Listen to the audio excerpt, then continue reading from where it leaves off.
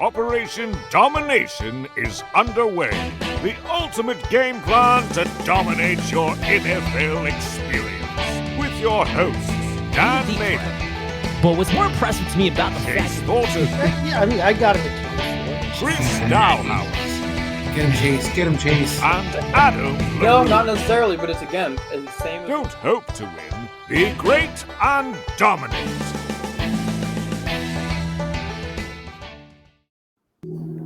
And with that, we are back with Operation Domination for another edition of our Team Profile series. Thank you all for tuning in live on our YouTube channel. Make sure you check out Operation Domination on your favorite podcast app. We're available to you wherever you like to listen to podcasts, on the go, on the run, mowing the lawn, whatever you like to do this summer, all year long. I'm your host, Dan Mater, joined here by my boys Adam LaRue, Chris Dowhower. We do have a special guest in the books, and we're going to be talking about the AFC West. So with no further ado, let's get our guest introduced now. And now, the moment you've all been waiting for. He is the man, the myth, the legend, the FSWA Hall of Famer, the one, the only, Mr. Greg Kellogg!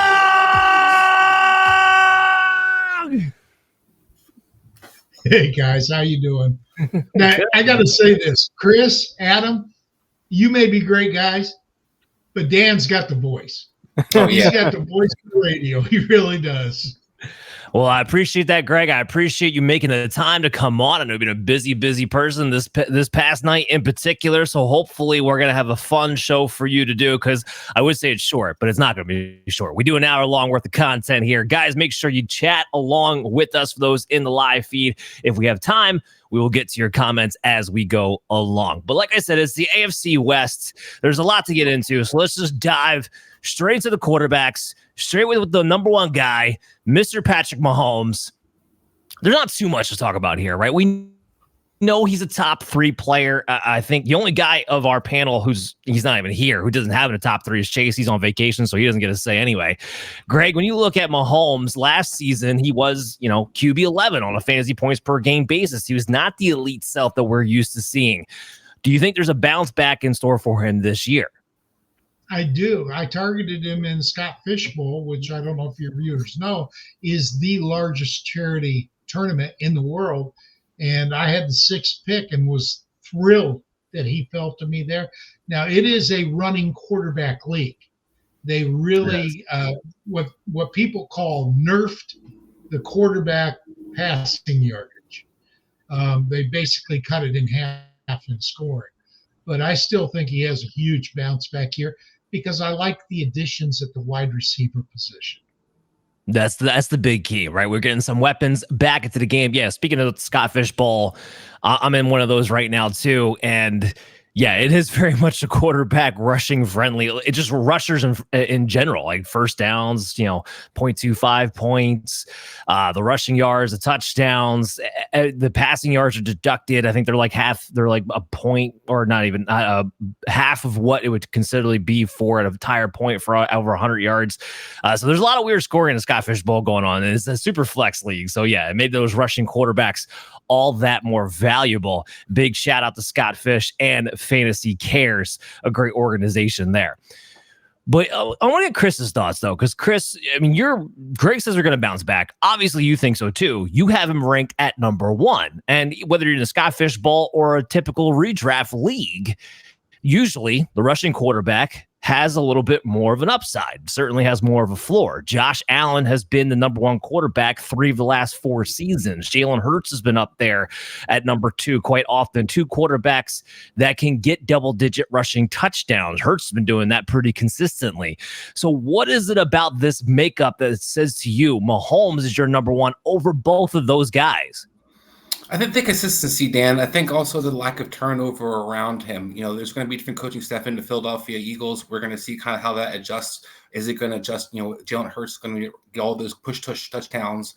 Is Saquon Barkley going to get some of those touchdown opportunities as well? Josh Allen's in an offense in Buffalo that we don't really know what they're going to be. Josh Allen led the league in fantasy scoring when he had a lot of touchdown passes. He had 37 to 1 year. Last year is basically using his legs, which is 15 touchdowns, which is a normality for Josh Allen. Even though he's a big guy, he's not usually rushing for 15 touchdowns like Jalen Hurts is. So there's two guys that have question marks above the board where Patrick Mahomes is getting weapons galore added to the thing. We're coming off of 2 seasons ago where he was QB1 without Tyreek Hill, without any of the receivers they just drafted, without Marquise Brown, who they just added to this roster, and Pacheco, a rookie. So now you go to the third year, you have all pieces back, and you got an Andy Reid who loves to throw the ball. So it gives him some toys. You get Patrick Mahomes, who had a career high in rushes attempt last year. Now, he is great rushing touchdowns, Dan, but I think that's also going to kind of come back, where it's the first year he did have any rushing touchdowns. The year before he had 4. So if he gets 3 or 4 touchdowns, and this is a guy who had twice gone over 5,000 yards passing, has in between those 2 seasons had 4,800 yards and 4,700 yards, has touchdown galore passing opportunities, 38 touchdowns, 41 touchdowns, 37 the other year. So other than last year, Patrick Mahomes has been the man, and a guy that week in, week out, I can trust in my life, feeling he's going to be competitive with any quarterback you can throw against me. Well, I'm going to add a little bit something to that. Let's lay out the fact that, last year was his worst year by a number of metrics, right? Worst touchdown rate of his career, 4.5%. Worst passing yards per average at 261. Worst yards per attempt at 7. Air yards is 6.5. Just across the board, it was a down productive season for Patrick Mahomes. Still wins the Super Bowl, but for fantasy purposes, it was still a down productive season for Patrick Mahomes. And at the end of the day, still QB 11 on fantasy points per game basis. So I guess my point I'm making there is at the very least, we know that Mahomes' worst is still a top 12 quarterback. So that's where we're not going to be too squeamish about there, but I do like the weapons they came and brought in. We don't have to talk too much about Patrick Mahomes. We know he's elite. We know he's going to be drafted as one of the top 3 quarterbacks in most year drafts, ADP QB3. Let's talk about somebody that is a little bit more controversial, who may be looking at a little bit more aggression, especially from a fantasy standpoint. That is Justin Herbert. I don't love the offensive system for him from a fantasy standpoint. I love him in NFL. Like, Chargers are going to have an identity. They have Jim Harbaugh, Greg Roman, one of the best passing quarterbacks that they've had in their NFL 10 years. Jim Harbaugh going from the 49ers back to college, and we'll see what he's going to come up with now. Greg Roman, we saw what he did with Baltimore with rushing quarterbacks, with Colin Kaepernick back in the days of rushing quarterback. So it'll be interesting to see how they adjust to having an actual pocket passing quarterback. Love from an NFL standpoint. Don't know how much volume, don't know how much production they're going to have. I'm low on them. I got him at QB 19. Greg, do you think that's too low on a Justin Herbert, who is a very good NFL quarterback, but maybe doesn't have the system, doesn't have necessarily the weapons you're looking for? Well, in fairness, I don't rank any players. I base my opinion on what I see on the field and what I know about the players and coaches around him. One thing I know about Jim Harbaugh, he wins. He is going to put a winning team on the field for the Chargers. One thing I know about Justin Herbert is he is an outstanding. I mean, how many rookies throw for over 30 touchdowns as a rookie? Herbert did. Okay. Herbert's going to throw more than people think. And I think I saw something where Greg Roman, as an offensive coordinator, has thrown the ball 40 times a game in his history. So it's not like they won't throw the ball. It's going to depend, in my opinion, and we're going to talk about these players later, but it's going to depend on the running game for the Chargers. If the running game cannot dominate, they will throw the ball to move the ball because Harbaugh is going to win. He does what it takes to win. And frankly, I have my opinions about that running game. I think it's going to be okay, but I don't think it's going to be Michigan-esque where you can run the ball the entire second half against a top 10 team and not be stopped. You can't do that in the NFL against any team. So Harbaugh's going to throw the ball. Herbert's going to throw the ball. And I think you're way too low on him. I'm looking at Herbert as a 10 to 12 type guy. But again, I don't really rank him. I got to believe that Chris and Adam aren't that low on him. Well, we'll get to Adam in there in a second. I just want to throw this out there. Greg Roman's only had one season as a play caller where he was in the top 10 of pass attempts, and it still wasn't 40 pass attempts a game. He's never been higher than 35 in a single season. That was 2021 with Lamar Jackson with the Baltimore Ravens, and one of the years that people started watching. Say it again. Was Lamar Jackson an MVP that year? No, that was 2019. Okay. So it was actually one of Lamar's not so great years. But so let's go to Adam. Adam, because you are a little bit higher than me, but still have him as a QB 16. So probably still not drafting him according to your rankings in redraft 12-man typical leagues unless it's a super flex. So what are you looking at with Justin Herbert? I'm looking at someone who kind of, to both of your points to a degree, like I expect Justin Herbert to be ridiculously efficient. I just think that they are going to try the run game first. And then I agree. If the run game doesn't work, they're going to do what's best to win, and they're going to throw the ball. But I think that they're going to be able to manage to be one of the more run-heavy teams in the league, not necessarily, not Michigan. They're not gonna, that's not sustainable at the NFL level. You can't, be that run-heavy at the NFL level, but I think they'll be one of the more run-heavy NFL offenses. But we've seen that work to a quarterback's favor in a Ryan Tannehill-esque situation.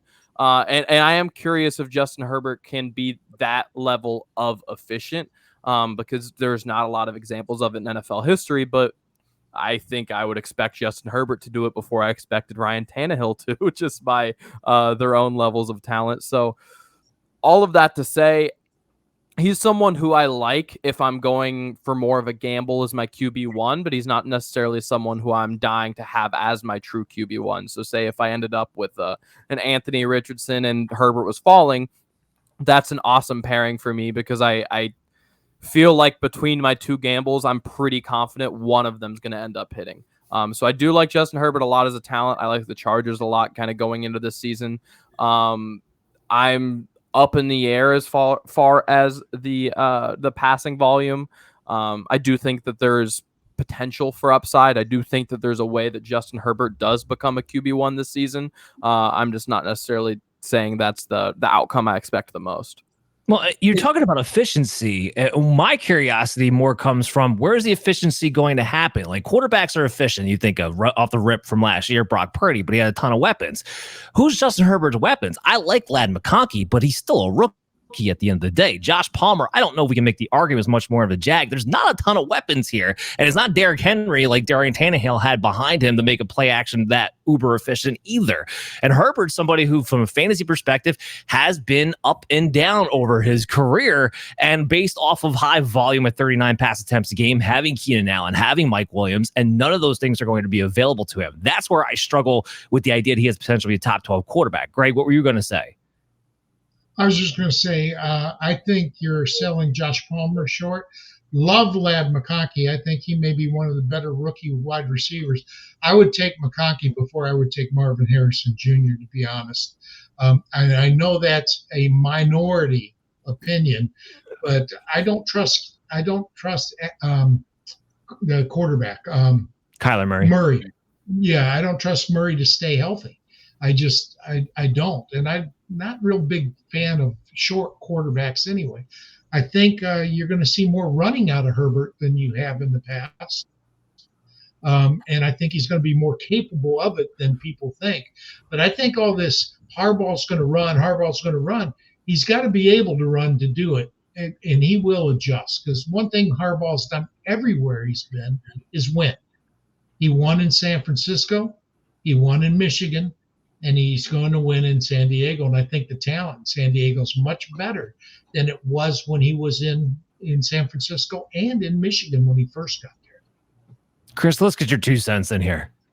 My two things are, where the upside in, I think, is what we just, Greg just alluded to, the rushing potential. I do think Justin Herbert's going to be allowed to use his legs. This is a good athlete. This is a guy who it can be, get you a couple touchdowns in the red zone, use his big body, having his big guys in the backfield, Gus Edwards, having, whatever the running back situation is going to be, having those guys kind of getting attention, Justin Herbert kind of tucking and, bringing it to the end zone himself. And then the efficiency, I think the volume might be a little bit higher than some people expect, because I think this is the NFL, where it's not going to be they're going to run a ball 75% of the time or anything like that. And when we look back what Stanford did with Harbaugh with Andrew Luck, I think that's probably the closest comparison, talent-wise, that Harbaugh's had with a similar quarterback. And you didn't see necessarily Stanford open it up and air it all out, but they were very efficient and they were very good in the red zone. They had to get their weapons, their big, tall receivers, the ball in the red zone. One thing you do still have on the Chargers is a couple guys who are pretty big guys. Quentin Johnson's a big guy, adding Disley as a tight end. They had different weapons that I think kind of fit where Justin Herbert can kind of spread the ball around, not necessarily have a number one receiver, similar what Green Bay did last year, but also kind of keep you off guard because you're always kind of expecting the run, but a guy who can push the ball down and throw it anywhere on the field. Will Disley a weapon? That's got to be the quote of the show right off the bat there. All right, so let's move in the Bo Nix a little bit. Chris, I should say Chris was actually lowest ranked of us on Justin Herbert. He had him at 21. But just moving into Bo Nix here, we all have him about the same range. I got him at 32. Chris has got him at 30. Adam's got 31. So, Greg, when you hear all of us in that bottom tier, especially from a fantasy standpoint now that we're talking about, what does that make you think with Bo Nix? I think he's a rookie quarterback going into a situation that's not great. I don't think you look at JJ, he's going in, he's got Justin Jefferson, Jordan Addison, and eventually TJ Hawkinson, plus Aaron Jones, a great receiving back. Bo doesn't have that. Now, I think Bo is a good quarterback, and I think the second half will be much better. If you're in a dynasty league, look to grab Bo in the second half. But I think you guys are ranking him about right for this year. In a redraft, I would not touch Bo Nix. Yeah, it just seems a little rough, especially after watching Sean Payton. It's been a long time since Sean Payton's called an aggressive offense. I mean, we're talking like Drew Brees prime years. It's been a long time since it's been more in a game managing type offense. Go ahead, Chris. And can I ask you a question? Though Russell Wilson was a top 10 quarterback last year. Does that make you change your mind at all? No, because I have to look it up off the top of my head, but I'm pretty sure on a points per. It's kind of like the Baker Mayfield effect, where you weren't starting Russell Wilson on a week-to-week basis. Well, first of all, total-wise, he was QB 14 last year, so he wasn't a top 10 guy. But in points per game basis, he was QB 16. So it's kind of like the Baker thing, where if you were actually starting Russell Wilson week to week, it wasn't a good thing for you. And a lot of that had to come to do with ridiculous touchdown rates and not much else. Something we'll be talking about when we later on we talk about some of the Broncos' weapons as to why I think they might be falling, and maybe Chris feels a little bit differently. But before we get into running backs, we got to wrap up the quarterback position.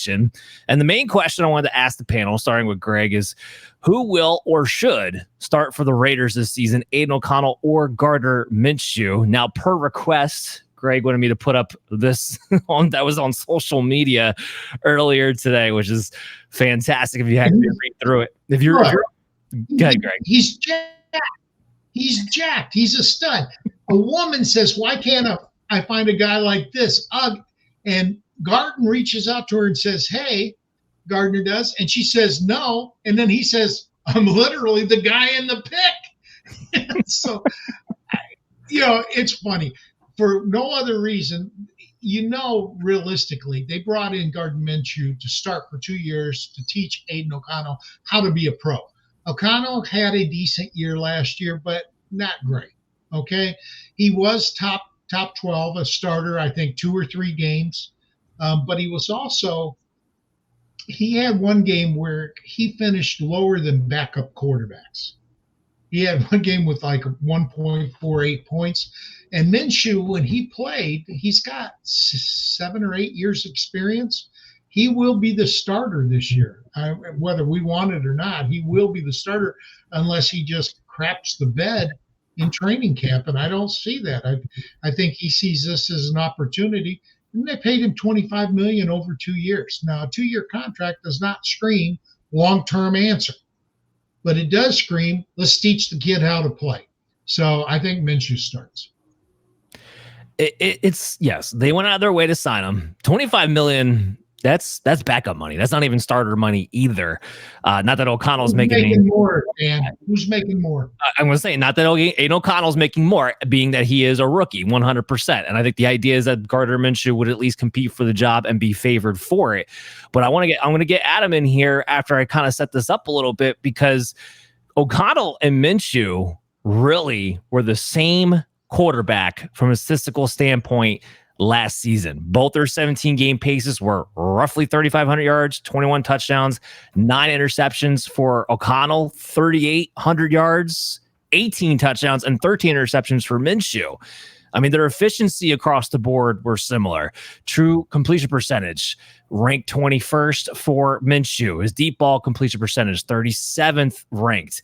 Meanwhile, you have O'Connell was 23rd in those areas. So everything was pretty much in line here, where O'Connell and Minshew were very, very similar across the board in a lot of these metrics. So, Adam, with that in mind, what's your mindset here?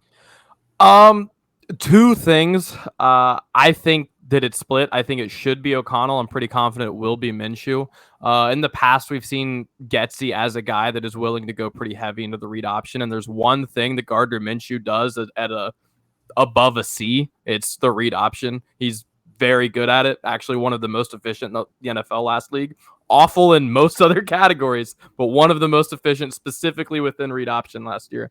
So with that, I think with Getsy, that could be kind of the thought process that, like, if we can eke out that we'll be okay. But look, I think we know what Gardner Minshew is at this point. He's a very solid backup quarterback. You really don't want to see him throw the ball too much. And if he's your identity on offense, then dear Lord, good luck. So if it was me, I think you should see what you have in Aiden O'Connell. I think more than likely it's the exact same thing, kind of as the stats you just pointed out alluded to. But these are NFL coaches, and they're typically more worried about keeping their jobs this season than they are, the long-term future of the franchise. So with that, I think it's going to be Gardner Minshew. Ryan Fitzpatrick part 2. Yeah, right. And the part 2 of Ryan Fitzpatrick was not great. Like, second stint of Ryan Fitzpatrick was not very good. Just kind of want to lay that. Honestly, the biggest difference between O'Connell and Minshew was that O'Connell had the best red zone completion percentage in the league. And we're looking at Gardner Minshew, who was 21st. It just wasn't good. It just wasn't good, period. I just wouldn't. I'm with you, Greg, on the idea that Minshew's probably going to start week 1, but I don't know if I'm with the idea that he's actually an improvement in any kind of capacity over Aiden O'Connell, quite frankly, even what we saw as a rookie. Everything kind of measures out there. Chris, what were you going to say real quick? Actually, I think O'Connell's going to start because it makes more sense to me that Minshew's that spark plug as Ryan Fitzpatrick off the bench, a guy that you can kind of bring into the game. Week 3, week 4, Raiders are struggling, and then you can bench O'Connell but not kill his psyche in a sense where he's still young, he's still can repair. But you start Minshew, go to O'Connell, there's nowhere else to go back to. So that's why I think there might be, if O'Connell doesn't screw it up in a sense, I think he's got a good chance to start. That's a fair point too. Let's